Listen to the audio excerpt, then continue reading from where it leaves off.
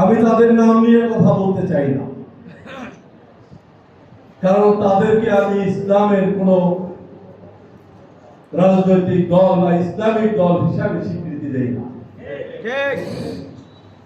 কারণ এই দল যিনি প্রতিষ্ঠা করেছিলেন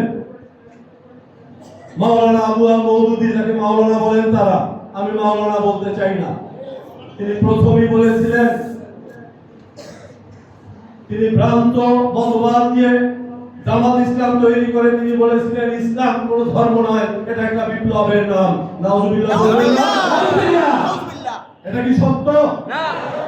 এই দল কি ইসলামের নাম নিতে পারে?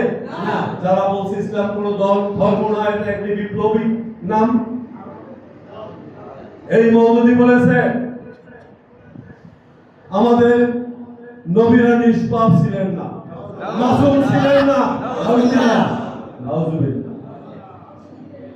এই মওদুদী আমাদের সাহাবীদের জীবন বৃত্তান্ত নিয়ে সমালোচনা করেছে। সাহাবীদের জীবন বৃত্তান্ত নিয়ে সমালোচনা করার উপায় আছে? না না। তাহলে সুতরাং তারা তো ইসলামিক দল নয়, সুতরাং তাদেরকে আমি সমালোচনা করতে চাই না। বরং আমি বলবো তারা ইসলামকে বিনষ্ট করার জন্য পশ্চিমা বিশ্ব যে আজকে কাজ করে যাচ্ছে, যেখানে ইসলাম প্রতিষ্ঠিত হচ্ছে সেখানে ইসলামের ক্ষতি করার জন্য তারা তাদের টাকায় বাংলাদেশের ইসলামকে বিকৃত করার জন্য কাজ করছে।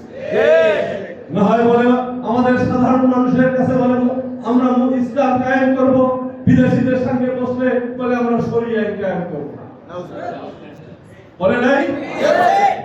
আপনারা দেখেছেন তাদের সাথে যারা যারা এখনো মহিলা নেত্রী হওয়া যাবে না, কিন্তু তারা যখন সুযোগটা পায় তখন পর্দা লাগে না। বেপর্দা মহিলাদেরকেও যারা কাপড়ের, যারা পরনের কাপড়ের স্বাধীনতা চায়, যে আমি কাপড় পরবো না, শাহবাগে ঘুরেছিল, তাদেরকেও ভোট দিয়ে তারা মেরে ফিরিয়ে পার্লামেন্টে নিয়েছে।